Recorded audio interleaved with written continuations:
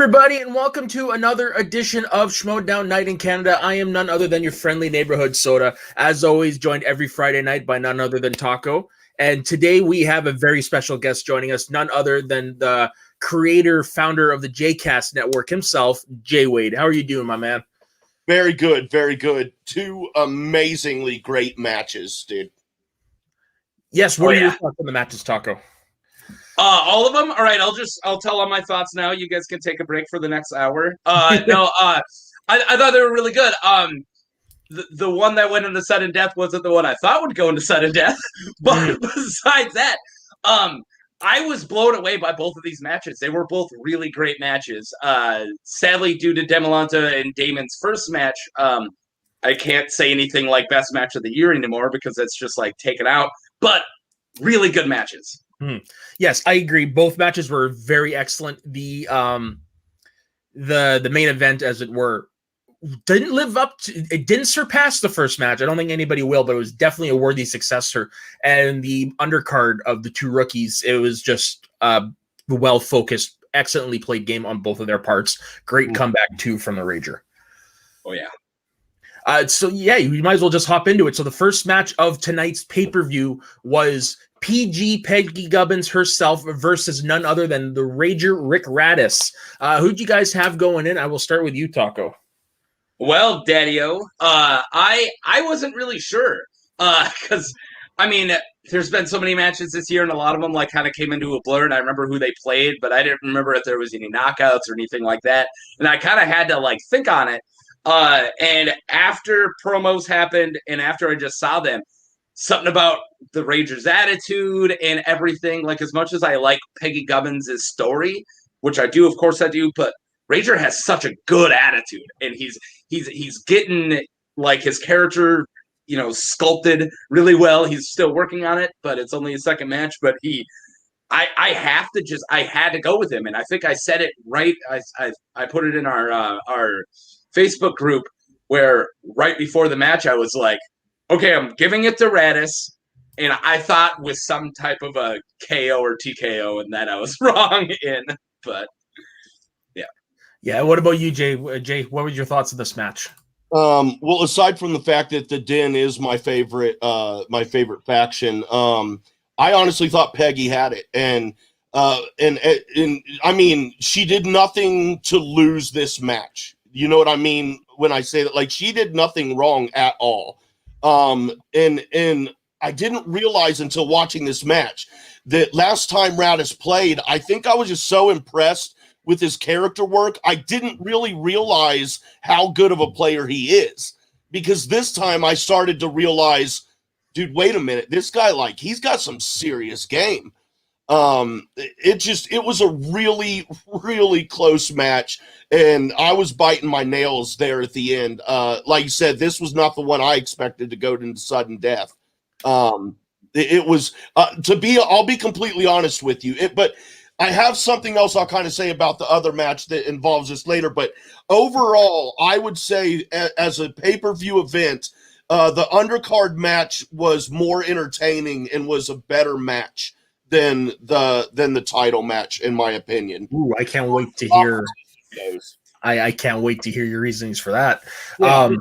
Let's please talk about that later because I don't want to get mad yet. No, for sure. I just want to give my quick thoughts. Yeah, I had Peggy going in just because I felt she might have wanted it more. But you're right. Rick Radis is a sneakily good player. I've heard rumblings that in a past life he took the champion of the Trivia League he was in to the limit in a title match. That's what I heard. Right. So he does have his ability, but both players did really well. And you're right, Peggy didn't do anything to lose. It's just the way the cookie crumbled. Yeah. If you go into sudden death, it's literally the match didn't even matter anymore. You could have missed 100 questions because that guy missed 100 questions too. You're in sudden death now. It's a completely different world. You can't blame anybody on losing on sudden death. It's sudden death. It's not an easy format. It's 1 point to the finish. That's what it is. Yeah. No mistakes, nothing. I do want to say something because when I normally talk about Finstock Exchange and Finstock and Stealth, I will admit there's there's a lot of character mixed in there, but I really don't. I've not really been impressed in the past with Finstock, to be honest. I really do think he's kind of overhyped and whatnot. But on a serious note, man, I am absolutely shocked and very, very impressed with the Finstock exchange this year. I was one of those people when they drafted on draft night. I was like, they have the worst draft of the night. I didn't understand what was going on, but whatever they did over there, that dossier or whatever it is, man, that Kool-Aid is working out really good for them. And I mean, I got to give them props for that. Yeah, sorry. Go ahead, Taco. I was just gonna say I didn't go so far to say that they had the worst draft. But I couldn't say they had a good draft because it was all unknowns. Yeah. And you can't speak on unknowns, but you can say that they didn't it was hard to say that an unknown is better than like the Dungeons epically amazing draft. So it was such a I couldn't even categorize it. Like I could say these guys had a bad draft, these guys had a mediocre draft, and Finstock did something else. It wasn't even a draft. It was a weird thing he did, and I mean it's paying off. You could tell they did their homework. You can. They did go Loomis has a loss and somebody else has a loss for them. But besides that, they've been looking pretty good. And then not even talking about their rookies, their seasoned players besides Barbarian. Holy crap, does JT and Roka both look fantastic. So they're doing something right over there. They got something in the water over there. Yeah, they took what the Dungeon did. Like I said this in our draft special, they took what the Dungeon did and they, pretty much for lack of a better word, they perfected it because so far it is working. Whereas this point last year, Corruption was down in the dumps. Corruption. Dungeon was down in the dumps. They did, their rookies weren't winning, whatever it was. The Finstock exchange, all their points pretty much have come from the rookies, which is really impressive. Yeah. Yeah, it is true because of the amount of rookies. It is more of an uphill climb to get to the title championship matches, but that's just the way it is. So, what were some of the highlights of the match for you? Round one, Peggy missed one right away. She missed the first question, and it was a knocked up question, and I was like, ooh, and I had memory because Radis brought it up. She didn't score anything in the free for all, and I know it's hard to say you can have a bad round. But I was like, ooh. And at that moment, I was like, is she not going to do good? And then Radis goes and misses two questions in round one. And then it ends with 7-6. And I was like, oh, never mind. Peggy's doing good. Yeah, that I would have to say the same because that first round, that was what set up the entire match, I think.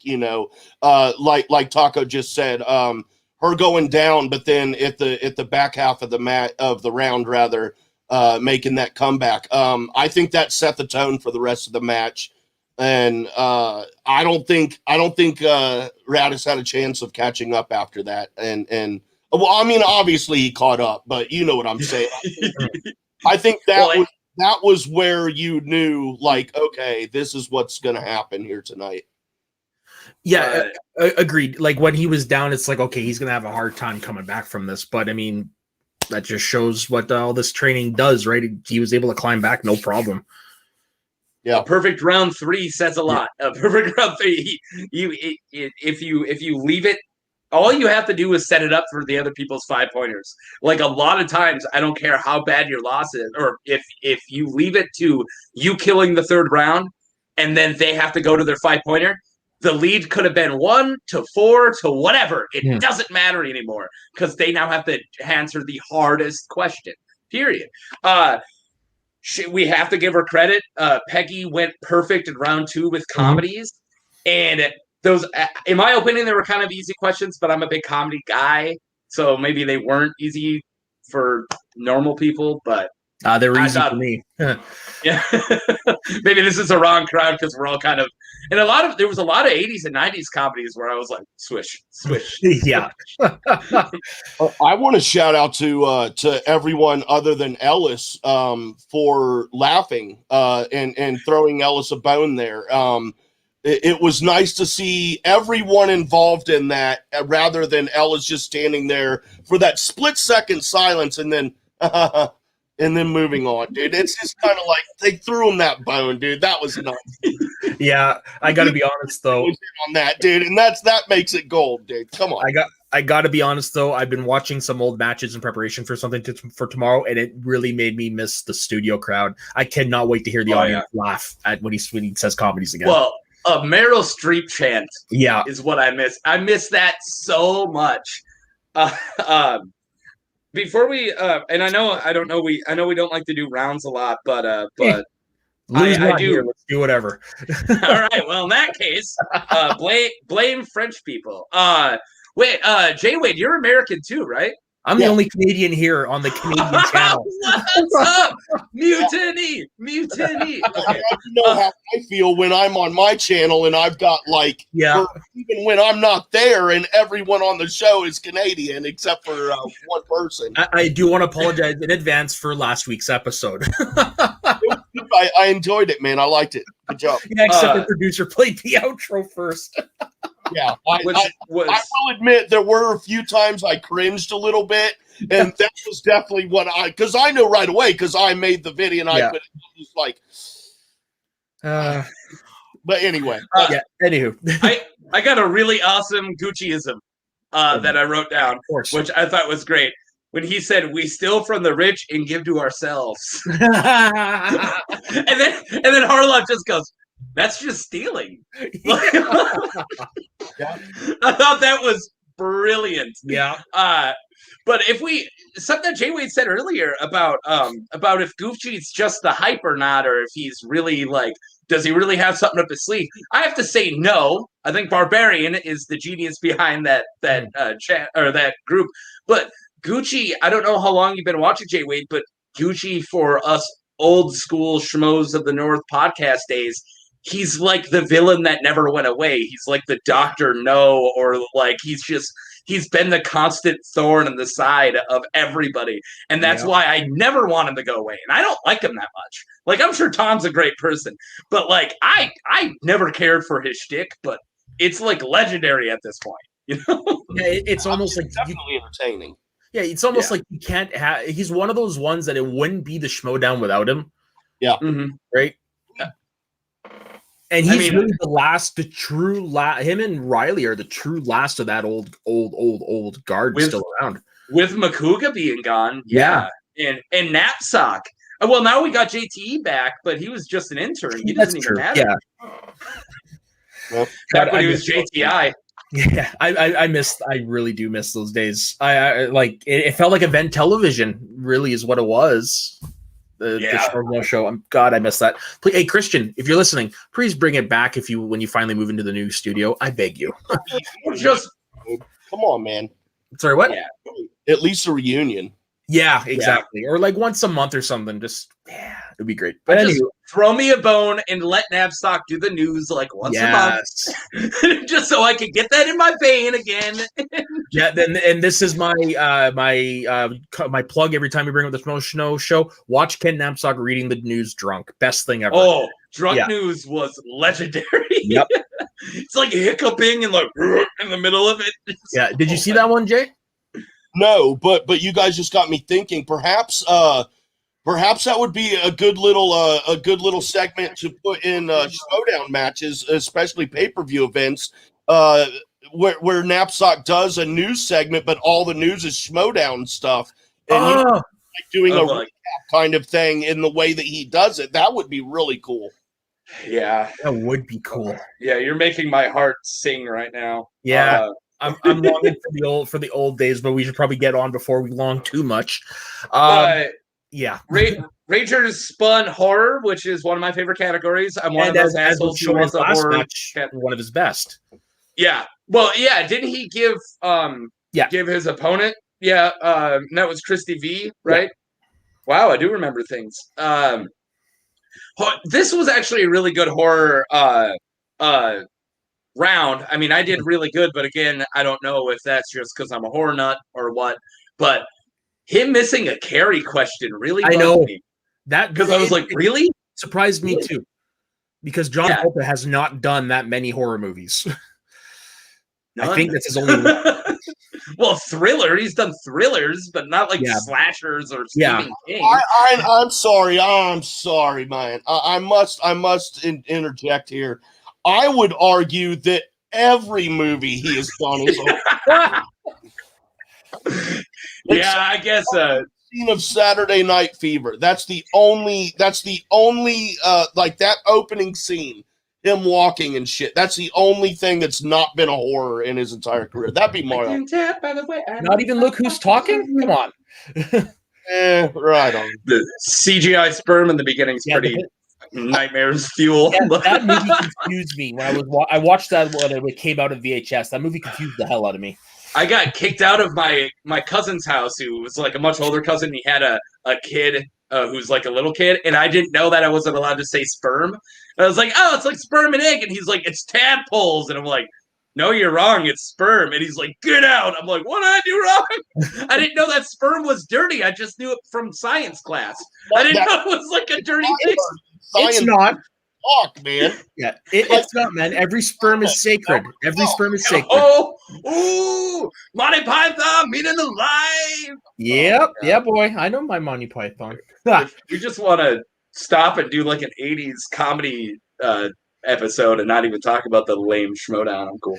Yeah, was there anything else from that first match, though? That I'm sorry, guys. I think it's me. I do this on my own shows. Hey, man, this is the type of show I love where shit just goes off the rails. So it's all good. We'll find our way there.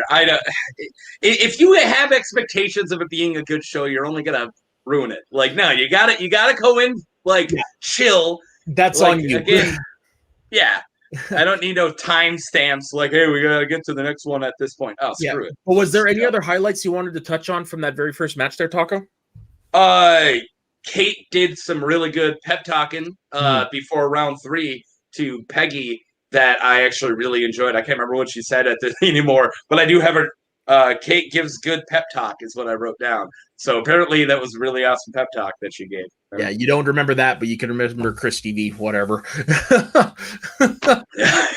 My bad. It's all good. Well, I guess that brings us to the main event of tonight's pay-per-view. I'm calling it the rematch of the century because the first match was such a blockbuster of a match. Most combined points ever at 101. Highest score of all time, 50-51. It was the rematch for the Star Wars Championship. Andrew DiMolanta versus Alex Damon, Part 2. Who did you guys have going into this? DiMolanta. Jay? I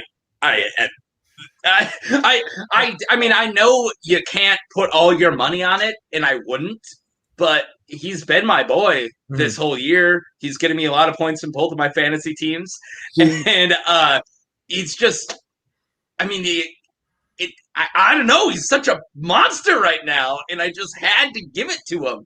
And also, you have to put in consideration that Alex is playing top tier in 2 freaking leagues right now. That is not okay. That is bad for your brain. Okay, if I go to the bank and do laundry in the same day, I need a nap. Okay, so like he's doing too much.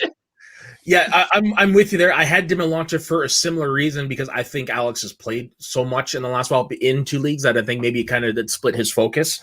But that's why I went with DiMolanta because, I mean, yeah, you're right. 3 matches in the last month is a little much. It's not like the days of yore where you can just rely on your knowledge. But now with all the studying and stuff like that and playing 3 times a month, it could probably be taxing. Well, and at a high level. It wasn't 2 matches. No, it was a number 1 contenders IG match against Mike freaking Kalinowski. Yeah. And then the rematch of the century. Like, it's not like he's not just freaking tossing up balls and hitting them out of the park. Like, they're real games. Yeah. Well, and what about you, Jay Wayne? Jay? Who did you have going into this? For selfish reasons, because Damon rather is on my fantasy league list. I wanted Damon to win because I wanted some more points. But I'll be honest, man. I like what's going on, man.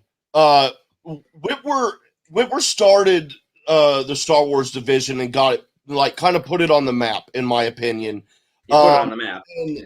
Damon came along. He took the baton and he has he's pretty much developed it into what it is. I mean, the reason it is such high level competition is because people are studying so hard to beat him. And it's just been amazing. And I just look at this like it's just phase 3, man. It's the next step in the story of the Schmoedown Star Wars division. And now it's the new era, dude. Someone finally not only dethroned Damon, but backed it up with a second match. And I think now the focus is DiMolanta. And can someone dethrone him? And two, if they can, who is that going to be? And then if whoever that person is, how are they going to shape, if at all, the Schmoedown? Say, for example, Thomas Harper. What if he were to take the belt from DiMolanta? Then it's going to be shaped around Thomas Harper and what he can do. And it just, I am so excited about the Star Wars division. It is my favorite division, hands down, as of 2 seasons ago. It's amazingly fun. There are so many killers in this league right now. There's so many perfect players in the league. Like, besides the top 2, you got Scrimshaw, who will have his day. I think he's just as good as the 2 people on top right now. And then you got Laura Kelly, who you could throw her in there. And then you got my main man, Ace. Like, it is a disgustingly stacked league. And then throw in all the new talent who's maybe just as good. We don't know. Maybe Harper is just as good. You've got all that. And then the next match coming up is Laura Kelly, which is going to be a knockdown, drag out brawl, because we saw what happened when these two competed previously. Laura Kelly had beat Andrew DiMolanta on her way to her first number 1 contenders match. So, I mean, this should be interesting. Can Andrew get revenge on the win, or can Laura prove that she's better? Keep going with that. She's better than Drew. That's going to be a fun match. Do it, dude. She's going to do it. I'm a Laura Kelly shill until the day I die, man. I want her to have that title so bad, man. Yeah, it's still between you and me there, Jay. It's still between you and me. I want DiMolanta to keep it because I want the points. So something happened right off the offset of the match that I had missed, but Taco had messaged me and he was like, whoa, what happened, guys? What happened there? He missed. First Alex question. Damon missed the first question and it was over from there. Yeah. There's a guy in our chat. So I am looking at the chat now, which is something I never do, but I got a friend of mine up here. I sent that message to you and my buddy Jordan, who was just in the chat, where I was like, "Oh, this guy! Whoa, yeah!" He gave a thumbs up.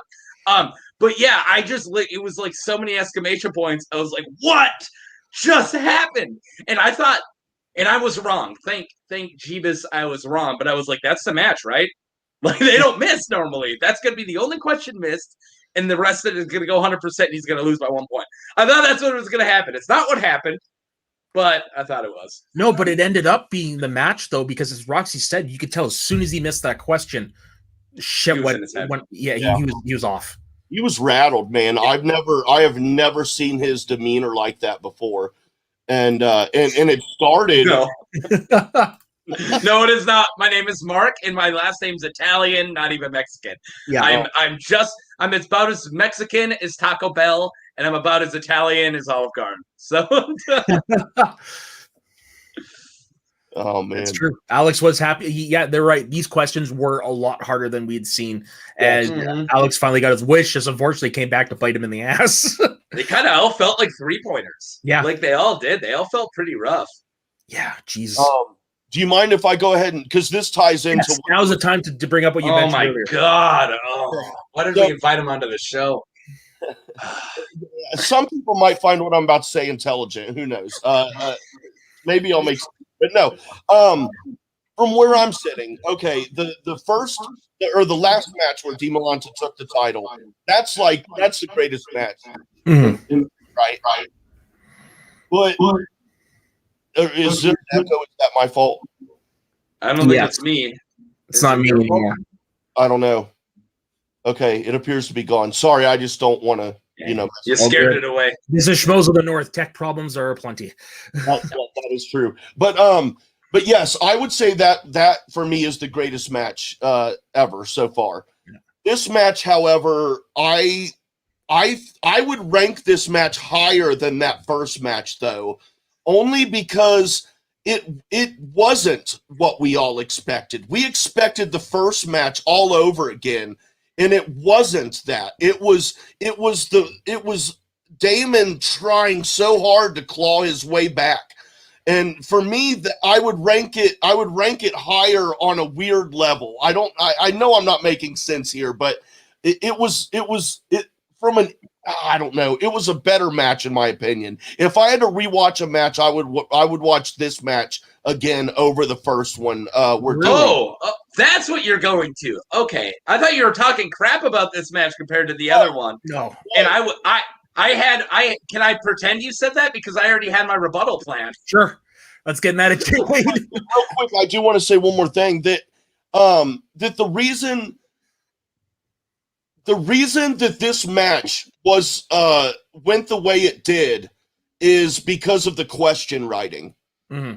The question writing was, I mean, I've said it before many times this season that this match, the question writing was next level.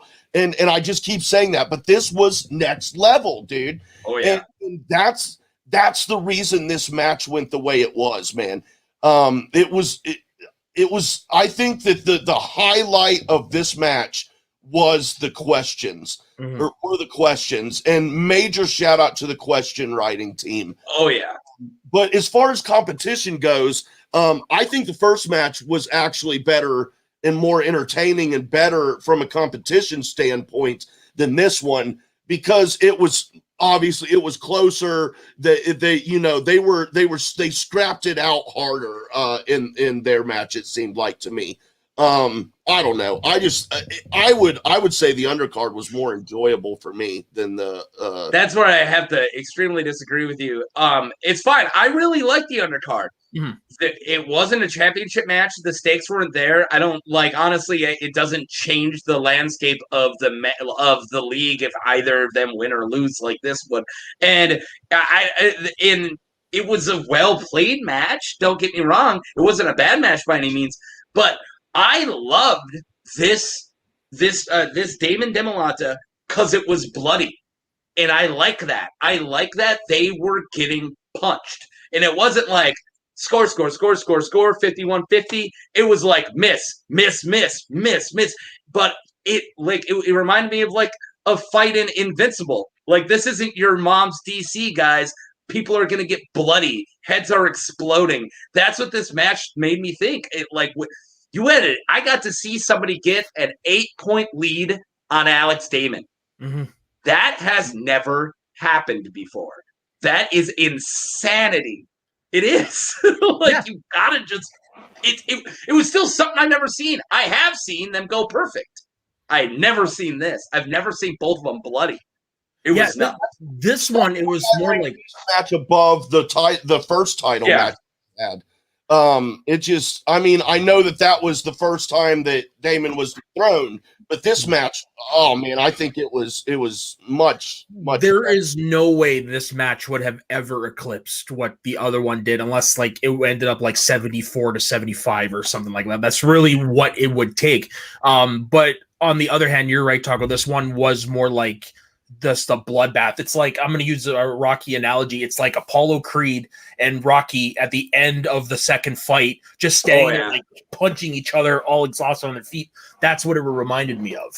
And would you rather have that, or following the Rocky analogy, the first one was the Drago Rocky, 20 rounds, just going at it, and it like a montage. Like, honestly, you don't really need to watch that match. No one missed anything. The notes on that match is perfect. As Sun Death. Well, that one didn't have that challenge though. Like that. Yeah. That's a major talking point for that match. Is that challenge that turned everything around? Was there a ghost? I could have sworn I heard an echo there, but it whatever. I did too. No, Yeah. these matches were both good for totally different reasons. It's been a good rivalry. Part of me is a little upset that Damon didn't win because I would have loved to have seen the rubber match. True. Yeah, But we wouldn't have got. Yeah, well, we would have probably gotten one eventually, but no matter what, this person would have played Kelly regardless. Yeah, exactly. That's definitely what happened. But something else happened that we'd never seen before in the second round, where once again Alex Damon bombed on the first two questions. Didn't even go to multiple choice. Oh my god. Yeah, this is when me and you were just sending WTF memes at each other. Is all it was going. And if you look at mine in your chat right now, it was just like, what am I watching? We were just sending gifs of like at each other because, dude, I got written right here, Miss Steele 222 for a Damon round. That doesn't exist. Yeah, because we were both after the very first question, we're like, oh, that's going to be the decider. And then all of a sudden, no, these misses happen. I'm like, well, never mind. Like, bloodbath. That's when you knew Alex was rattled. When that happened, because he never does anything foolish like that. If he wasn't rattled from round one, he was now. Yeah. Those two misses that were then stolen, there's that. If that doesn't hurt, like that's gotta just stung. Oh, I felt bad for him. I want to hug him right now. Yeah, me too. It's like Schmiegel losing the ring. Well, who? Real quick, Fairs had asked something about me. I'll bring that up. I'm not Canadian. I'm actually from the Midwest, in the States. Canada doesn't like me, and I don't. Well, they said they'd let me back in someday, but it would be like a huge process. It'd take about 5 hours, and I need to pay papers. So I have no reason ever to go to Canada. You do. Yeah, it's not that the country. It's not Jay. It's the country that doesn't like you. The inhabitants love you. Okay, it's a Canadian immigration. There we go. With me, and they have put a red flag next to my name in their computer system for life. So what? Yeah, it's a good story. Okay, well maybe we should tell that later, but. Maybe you should be smuggling drugs into Canada. I don't know. What? Yeah, that's what I went to right away. All right. That was Jay's old days as a drug mule. Except he got the wrong border. Just gonna say, you're up there in the American cartel, and they're like, "Wrong border, man." Yeah. He shows up in a Hawaiian shirt and flip flops, and it's like there's igloos on the other side of the border. I'm so hard not to take a dump because I don't want to have to re-swallow the bags with crap covered on them. You know. Oh yeah. Yeah. You show up and you're like, "Hey, I brought drugs," and Canada's like, "We got drugs." Yeah. I think it's legal all across Canada now. Yeah. I think. Yeah, we can move past that. So we were saying, like Alex Damon was indeed rattled, but his speed round, dude, went perfect. Yep.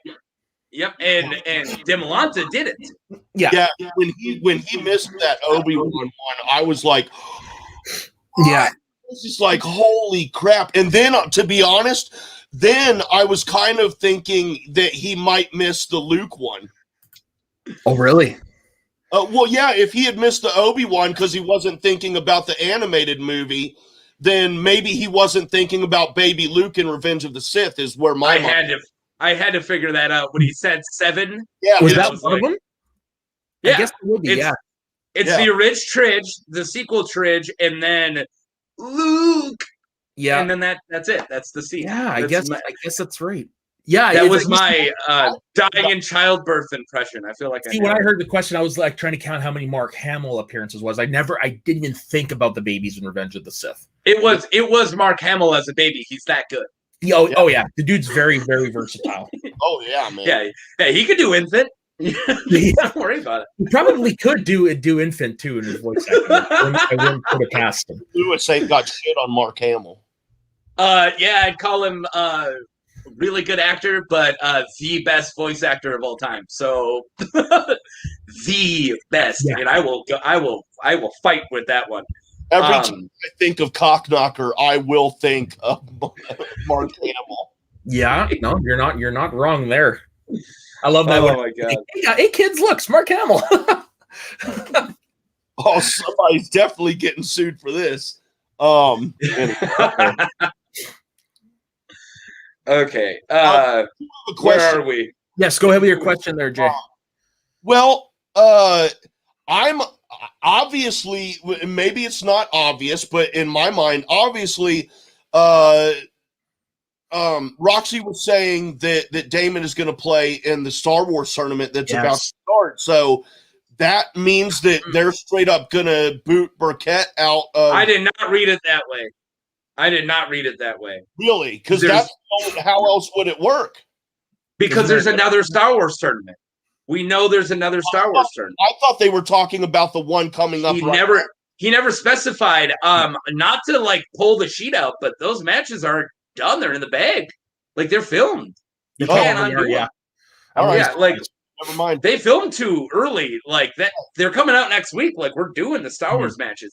Yeah, he means the next one. I was wondering. I was like, dude, one, how do you do that? Like as far as production. Then two, like how do you do that to Burkett? Like how would you feel if Burkett? And okay, all right, that makes sense then. I would leave my faction if I was Burkett.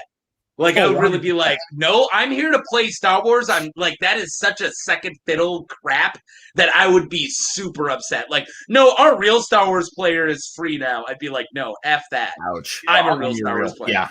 I'd be pissed too. I would, I would leave.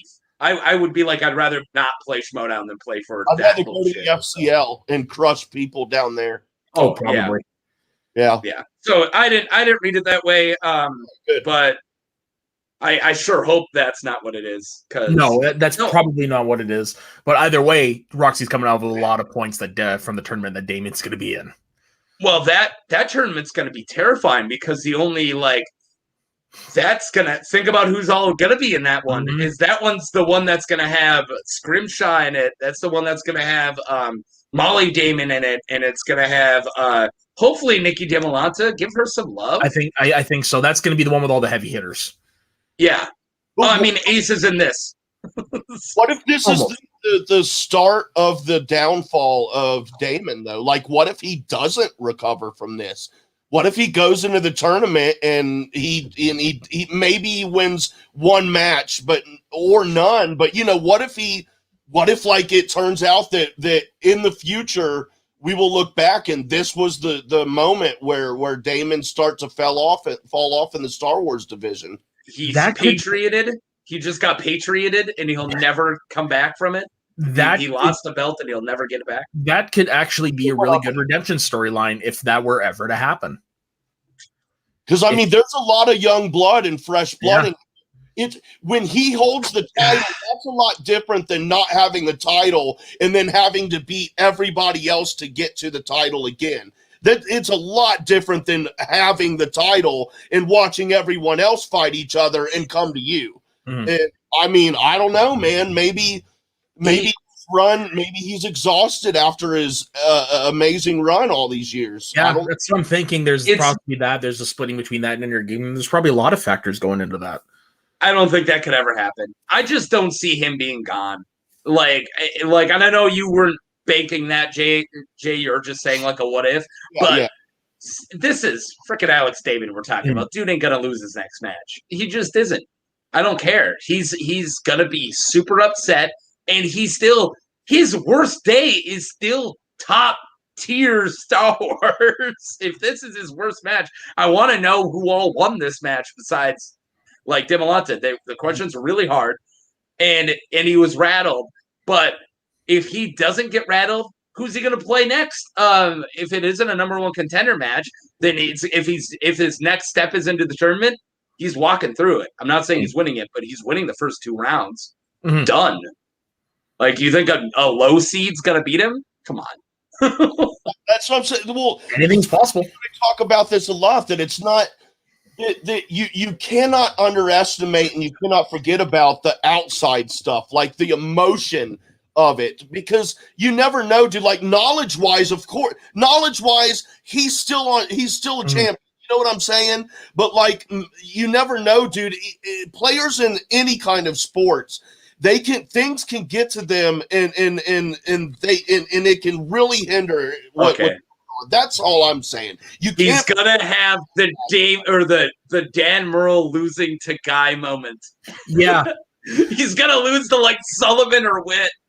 That would be amazing. But that actually, it's funny enough you bring that match up, because after Guy and Merle, I learned not to take any match for granted, because that one I was like everyone else going in. Oh, any given Sunday, dude. Any given Sunday, Merle's got it, but the one time out of 10 that he doesn't got it, and we look what happened. So after that, I've learned to go into every match not having a clear favorite. Makuga beat freaking Draco. Like anything can happen. My favorite matches of all time, I will say. One of the best. Yeah, one of the best. Finn Draco. I love it. Sheridan won a match. Forget who it was against. Brett Sheridan won a match, dude. Yeah. Anybody. Against Bonnie Somerville. Yeah. But I was sleeping and I beat both of them. Oh, there you go. I'm not good enough to play, but I'm good enough to beat a lot of people in this league. All right, I'm not good enough to play in the league, but I'm definitely better than the low. Like 7 years ago, 7 seasons ago, I used to be awesome at the Schmoedown, but now, dude, I don't even try to play along.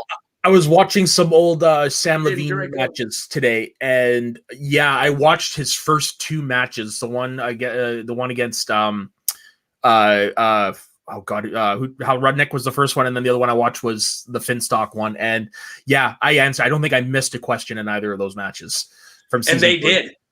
Yeah, this is the early Schmoedown. They would get like they would get like 3-point first rounds, and no one would think twice. They're like, "Oh, doing pretty good." It's like, and nowadays it's like you would be you would lose. It's funny to look back, like watching it. It's like now it's more business like in a way, if that makes sense, as opposed to the outlaw gunslinger. Can you please put up Ben's comment?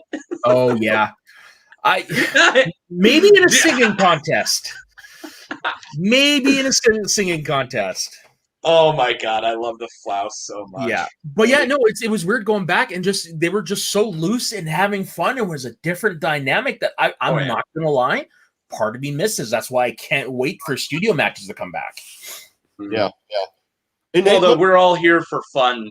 Yeah. Let me clarify something real quick. Okay, so Kelly plays DiMolanta for the title. At Collision, yes. Okay. Mm-hmm. Then the winner of this current tournament plays the winner of that match?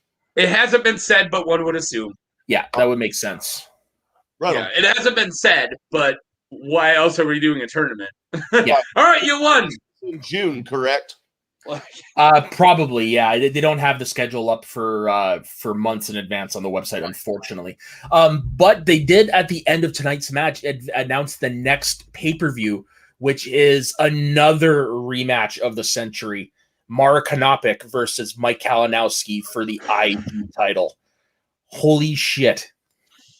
Yeah. I get anxiety saying those words. Yeah. I didn't even say them. I got anxiety. By the way, I want to address a comment. Jordan, I would slaughter you, and I don't know how your game is, but bring it on. Can we do a horror match? Okay. I know people. I might be able to arrange one. If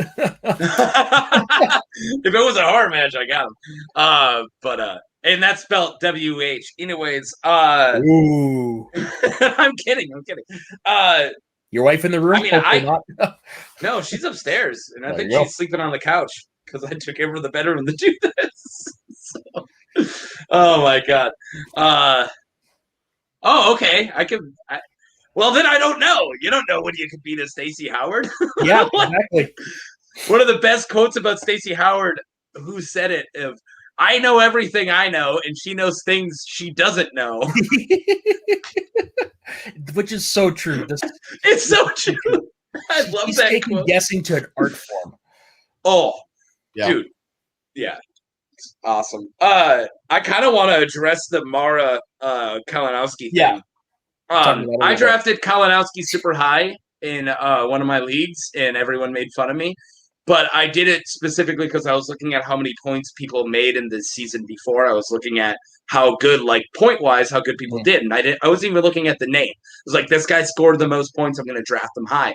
And Kalinowski scored a lot of really high points. And I drafted him, and everyone's like, really? That all being said, I don't think he stands a chance.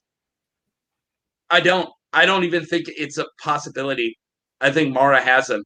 And I used to be such a Mara naysayer, but that last match was such a devastating powerhouse. She looked like Mr. T in the first match against Rocky. It was disgusting how good she was. 2 years off. Yeah. And Chandru was so dominating. Mm-hmm. She turned him, she like miniaturized him. He was this little kid, and she made him look so small in her monstrous presence. Yeah. Her ground door started clips. That is what won me over. I'm a fan of Mara Knopic now. I'm a fan of her since the beginning. I mean, I was never like an opposite of a fan. I never disliked her by any means, but I was radar, to be honest. But I mean, now I'm, and that's why Roka's become one of my favorite players, and he's my favorite character, is because I saw there was a couple specific moments where I saw the emotion, and for me that means a lot when they show that real true emotion. And you get to see the emotional payoff of all of that hard work that they put into it. That's what gets me more than anything. I'm with you 100%. That's how Shannon Barney won me over, was her acceptance speech. I think it was for Faction of the Year, or was it that one for Manager of the Year. But either way, the emotion she brought into that, talking about how I didn't want to do this, but now it's like I couldn't imagine my life without it. And I'm with you there. That's how you win me over most times. Yeah. I was gonna say something, but Jordan was asking, do we know is James Bond gonna be in Inner Geekdom? Is it now? I might know. Hold on. They added like your mom in it, like they added everything. So actually, if you give me a minute, I might. Have a minute. Jay, how's it going? You say you're in the Midwest? What's that? You're near Chicago, right? I heard you talk about pizza. Hour drive if you drive straight through, and you're going 80 to 90 miles per hour. I'm about. So to answer Jordan's question, no, James Bond. There you go. Not in Inner Geekdom. Aaron, I'm glad you showed up, Jordan. You got a question answered. Yeah. And also, thanks for showing up and watching. I want to have more Americans watch this so we can take over. Hey, we defeated you once. We can defeat you again. Yeah, with the help of Britain. Still counts. Whatever. War of 1812 is such a nothing war. They don't even teach that in our history books. Well, yeah, it's because the American government is so embarrassed that you guys lost. All right. It's so you burned history. down. Come on. You burned down one White House. Whoop-de-doo. Damn it. I will say kudos to the Brits for at least enjoying the big spread of food that had been left there before they burnt the joint down. I mean, hey man, they got a hell of a meal out of it, and then they burnt the joint down, dude. They must have been really feeling good. You know what I mean? They probably came over here for the food because British food is horrible. I'll have to take your word on that one, but I've never heard any good things about it. Chocolate pop is great though, so I will say that. Again, I've got Italian in my genes, so I know it's good. I do like a good Yorkshire pudding.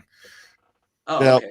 Down for that. Okay, we got to represent for Frenchie, so French fries are pretty dope too. So. Thanks, Jordan, for bringing this up. Which isn't French food, but it is a French Canadian thing to put gravy on it. Yep. Yeah, poutine. I don't like poutine. Is that weird? I'm not a brown gravy guy. That's what, there are certain things like I can only eat it a certain way and not like right. Jay, back off for a second. I like all food. If you gave me poutine, I'll eat it. Yeah, but I don't know. I don't order it if there's something else to order. I will say this: the best poutine. I am not a picky eater, dude. The best poutine is not from like the big restaurants; it's from the mom and pop shops. Those are the best poutines you ever go to Quebec. But also, I've only had American poutine, so I probably don't know what the I'm talking about. There you go. But no, like there are certain. All right. I thought you were talking about something completely different. Never mind. No. Poutine? Poutine, the French Canadian delicacy. I was talking about poon. And then I'm like, oh, wait a minute. They're talking about something different. Yeah. Go ahead. The food, the very real food you're talking about, I'll gladly eat any day. Anyways, Okay, before the show goes off the rails anymore on Poutine Talk here. What are some upcoming matches? Can we talk about them? Yeah, sure. I've got the schedule actually right here. So, we're not even at an hour yet, dude. Come on. So next week we have Thomas Harper versus Eric Whiteley in the first round of the Star Wars tournament. Lightning Time versus Rushmore in the semifinals of the teams tournament, and the other teams tournament is the winners of. Well, I guess we could say because have you guys watched the matches yet? Yes, I watched every match. Okay, always. So it is Deception versus Danger Zone is the other match next week. Danger Zone? Yeah. So those are the three matches you have to look forward to next week. No pay-per-views. All right, can I say something really funny about the song Danger Zone?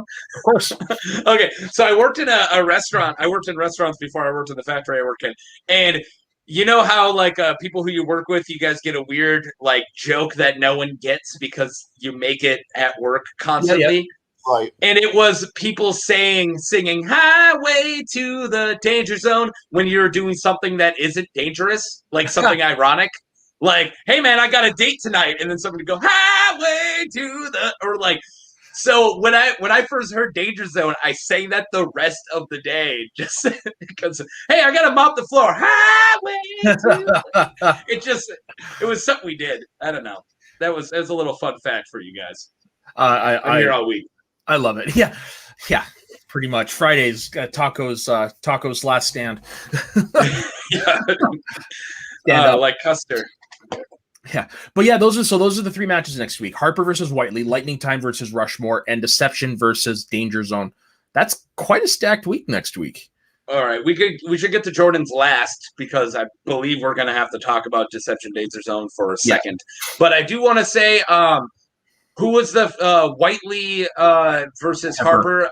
We haven't seen Whiteley play, right? He's an unknown. I believe that is the case. Yes, just give me a second to confirm that. And he is not a Dragon Con player? Actually, no, we have seen him play. He played last month against John Hoey and lost. Yeah, he did play. Yes. We saw John Hoey play? Last week, yeah. Well, that match is out of my brain now. I watched it. Well, so much happens that it's sometimes easy to forget things happen. Like to be honest, I'd forgotten that Sam Levine and Roca had played. I was like, I wonder if they ever played, and all of a sudden, there's the match. It's like, okay. That was super highly touted because it's something I'll never forget because Sam Levine, during one of his post-match interviews, was like, hey, Roca, fuck you, John Roca. Yeah, and they played it at the beginning. Yeah, but Roca, remember back when they could swear in the motherfucking Schmoedown? His catchphrase used to be "Good night, mother f's." Okay, anyways, peace out, mother f's. Yeah, peace out, mother f's. Roca whips out his phone and he's like, "You want to know what my ringtone is right now?" And it's Sam Levine saying, "Fuck you, Roca," because Roca just takes it all on to use that. Oh, it was so good. I can't remember who won. That was the birth of the Lena Headey moment. I had forgotten about that. Like I remember the moment. I had forgotten the match it happened in. Yeah, good old Queen Cersei, Lena Headley. Yeah, dude, there's only one right answer. That's all I'm gonna say. There is only one right answer. Yeah, Jay, it's been a few years. I don't think anybody's gonna dredge up that old war wound. Well, no, I just mean. I normally agree with you about the benefit of doubt rule overall. Oh, There's only one answer, unless if the answer is the title of a film or a person's name or the name of a location or an item in a movie, there is only one answer. Yeah. And I can't, dude, if this is okay, Christian says that this is a sport and it's elite movie trivia. That means it's the major leagues, and in the major leagues, you either do it or you don't, and there is no, well, he knew it even though he didn't really get it right, so we like him and we're going to give him. There is no, dude, you got it or you didn't get it. That's all I got it. I mostly agree with you. Take a look at his interview with Christian Harloff from a couple weeks ago, if I'm not mistaken. Yep. Yeah. And I was watching that, and I was freaking the fuck out because I don't agree with you with one specific topic, but honestly, I like that, the match that you guys, I know that was great, Jordan. The match that you guys were talking about specifically, and I hate saying this, especially when it's being recorded, but I agreed with you, Jay, on both of them. So is his name just Roddy Piper? Or maybe his name's Roddy Rowdy or Rowdy, because apparently they're the same fucking word now. Anyways, and then Tortuga, those are different words. It's a name of a place. If I were to say to the Pirates, I'm going to Tartaga, they'd be like, well, that's not the right island, so we'll see you at Tortuga when you figure it out. Yeah. You can't say, all right, sometimes I do agree with the benefit of a doubt rule, like very seldom. But those two circumstances was bullshit. That was bullshit. And I don't like disagreeing with Harloff because I idolize the guy. I love the guy. But I think he just doesn't want controversy. He just says, come on, let's have fun and play a game. And I understand him on that. But Roddy and Rowdy are two different words. In my opinion, and by all means, clip this out if you like. I don't care. But in my opinion, the doubt rule overall cheapens the competition and the sports aspect of the game. That's how I feel about it. I understand why it's there, but it's already being abused. Like for me, that rule I don't think is good for the examples you guys had brought when it came to like a name of a place or a name of a person or whatever. I think the benefit of the doubt rule kind of for me works better if it's like the answer is he walked into the room, but when the actual answer is like he walked into the bedroom. I think that's where, for me, the benefit of the rule. Or baby girl and little girl or young girl. Yeah. That I think benefit of doubt rule comes up because guess what? I have a almost a year-old daughter, and guess what? She's a little girl. Yeah. She's a baby. She's an infant. You can say whatever the fuck you want. She's also a human. Like, all those things are true. That's where the benefit of the doubt rule comes in. But if you said that she's a little boy, well, guess what? She isn't. Well, maybe, however she identifies. But I don't know. She hasn't told me yet.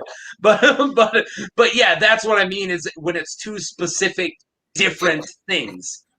I can't, if you said, who did Hayden Christensen play in Attack of the Clones? I can't say Darth Vader. That's not the right answer. It's Anakin Skywalker. It's just, it bothers. Right. You played him later. But, if this is the highest level of trivia, movie trivia, then they should be held to the highest standard. And if you can't get the difference between Rowdy and Roddy correct, and this is not a knock on Hannah at all. I'm a fan of Hannah's, and I've grown to be one here recently. I know you are, and you're psychotic because you thought he was gonna win the fucking free for all because you're a crazy person. Come on, anyway. If you can't get it right like Roddy and Rowdy, then you're not. That is not. I don't know, dude. You just can't give points for that. Dude, I'm sorry. It just doesn't work like that, dude. There's only one right answer. Come on. And I mean, there've honestly been enough talk about this, and this is something that we're going to be arguing until the day of the movie trivia show. Yeah, we can definitely move past this. I'm sorry for bringing up Lena Headey. Yeah, I got a heat ache right now. But anyways, Lightning Time versus Rushmore? Yeah. I don't fucking know. That's a hard one. There's no way. No. If you're calling that, it's 100% because you like that team. I'm sorry. You can't tell me that there's a statistic that proves one thing. I'm not a fan of Rushmore. I'm not a fan of Rushmore. I'm a fan of them individually as players, but together, I just, yes, they did a great job in this first match, but I feel time will tell that they really don't complement each other well as a team in the long run. And I think the record will end up showing that. I hope they prove me wrong. But in this one, I got to go with them, though, on this one. And it's not a knock to Lightning Time at all. But I don't know, man. I don't know. Yeah, when it comes... That was the... Go ahead. I was going to say, for me, I'm going to pick Rushmore as well, mostly because they have more teams experience after all these years as opposed to Lightning Time. So I think experience is going to play the deciding factor in this. I can't say. I don't want to vote. That was the most impressive 5-point question between Liz and Ethan that I've ever seen. That talk through, them going through without knowing the question. Two people who didn't know the answer figure out the answer by talking about it.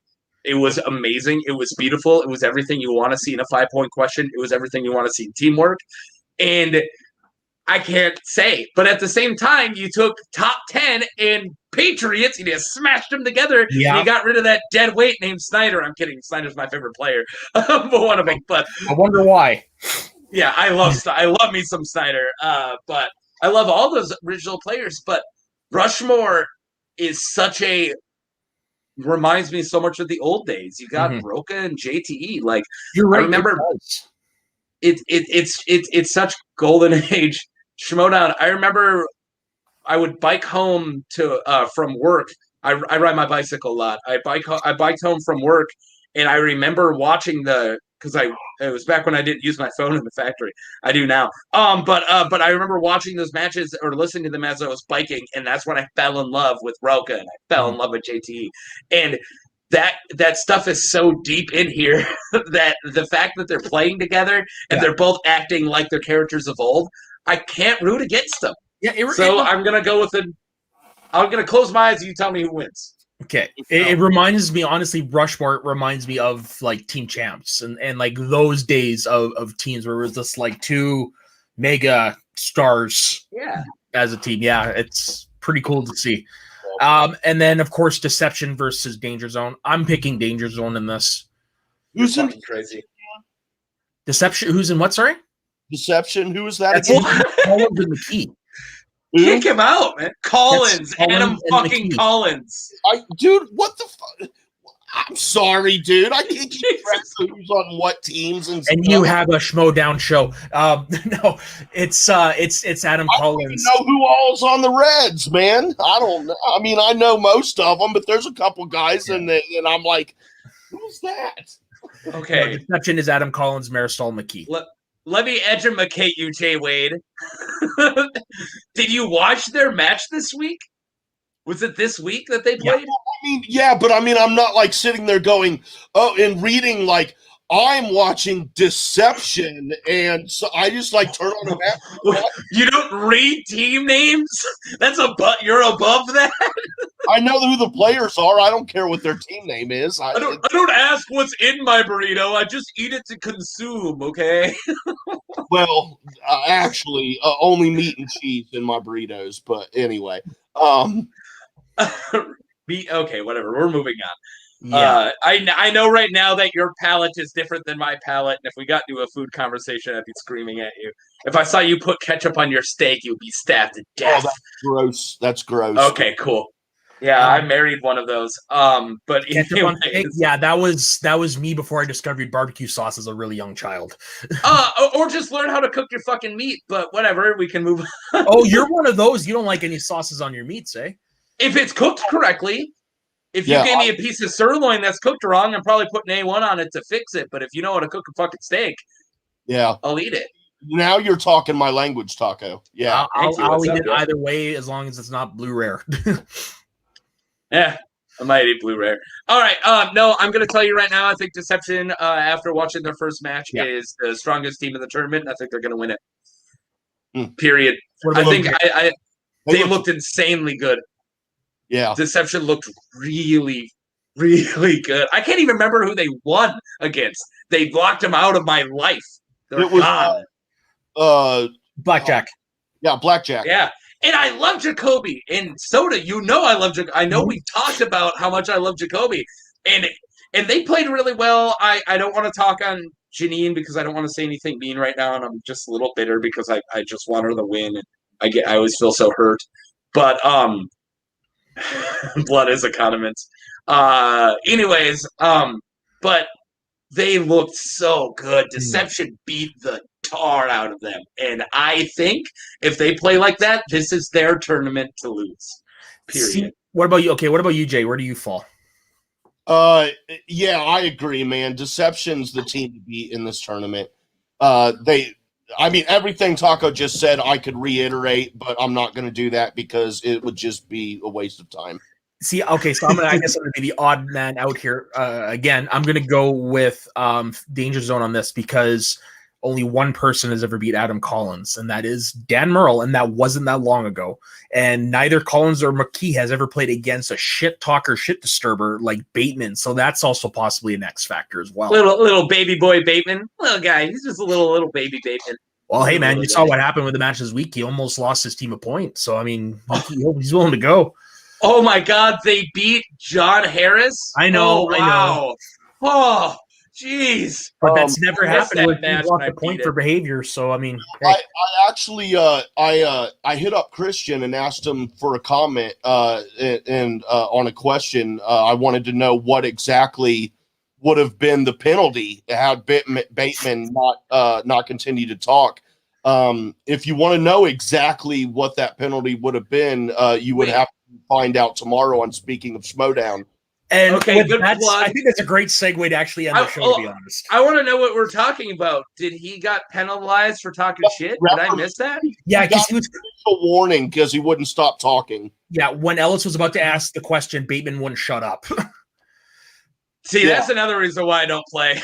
Like I said, Christian, and that was my question from Christian. I said, you gave him an official warning. So, if he had continued to talk, what would the penalty be? And I got an answer. So, can we penalize Jay Wade for dropping? Oh, I just hit up my little buddy Christian Harloff. I just gave him a call. Hey, I call him Chris. No one calls him Chris, but I call him Chris. Yeah, he'd probably shoot you if you called him Chris. And I am grateful when I've asked him for a comment on a couple things, and I extremely grateful that he has replied to those. He doesn't have to, and it's not just me, it's not just you guys, it's not just Let's Get Ready Network, it's everyone, all of us who are doing these type of shows. Dude, no one in the Schmoedown realm owes any of us anything whatsoever. No, anytime, if they just reply answering my question with a one sentence, I am very grateful for that 20 seconds of their time. So I'm very grateful that he answers my questions when I ask him sometimes. Yeah. I don't even think I could even talk to Harloff. The fact that you do, I clam up and we don't have a relationship or anything. I want to be not friends or anything, and I would be weird with him. I don't want to misrepresent something here.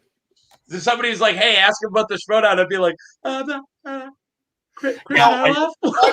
I would clam up, man. Perspective, doing a sports talk show, the perfect example here is, I'm not aware of what officially the penalty would be when he's like, dude, trying to put someone back in line. And so from a sports talk angle and want to know what it is. Yeah. So, that's something that was very interesting, and I want to know what that penalty would be. And yeah, it's interesting. I asked Christian is because I have a previous line of communication through doing an interview. That's what I was going to say. I would be asking Saul or someone else. That's what I was going to say. Like, you won him over when you started Speaking of Schmoedown, because I remember before he was just like, this Jay Wade son of a bitch. But I can relate. Yeah, that Jay Wade son of a bitch. Anyways, do we want to end this show? Yeah, I was going to say, so son of a bitch, where can we find you answering Christian Harloff or giving Christian Harloff's response?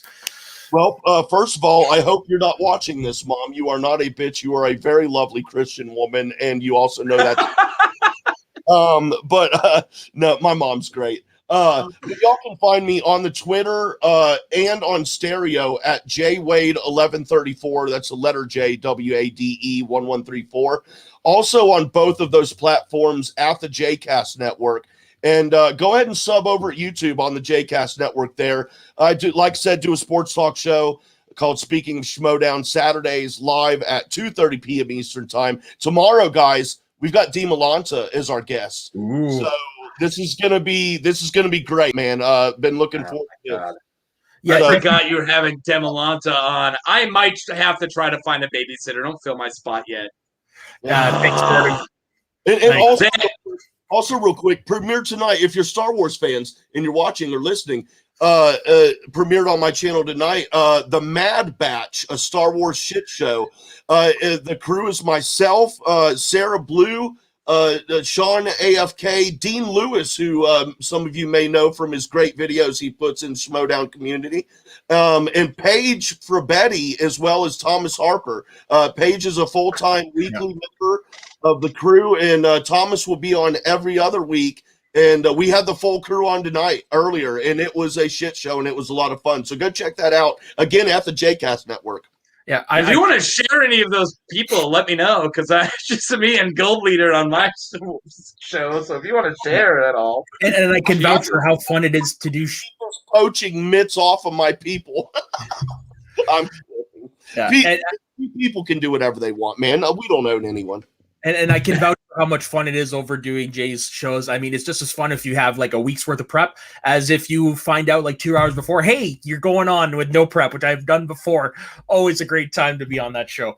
I'll just say right now, fucking with Jade is one of my favorite things to do. Or Jay Wade. It's so fun. Oh my God. Always a lot of fun. Taco, where can everybody find you? I'm not like these guys. I don't have personal relationships with good old Chrissy H. Harloff, but I am just a normal dude like the rest of you guys. I don't have anything really to plug except for the Schmoes of the North channel, and I have a Star Wars show that I'm premiering tomorrow. I'm super hyped about it. It's something that I've been wanting to do for a very long time, and Frenchie, as much as I hate the guy, he's letting me do it, and I'm super excited about it. I got Gold Leader, the 1 and 2 or the 1 and 0 Star Wars player as my co-host, and I'm not sure who our guest is going to be yet. I know it's short notice, but our topic, we're going to review the first episode of Bad Batch, and then we're going to do a topic that I've been wanting to do a long time. We're doing a Kylo Ren versus Qui-Gon Jinn.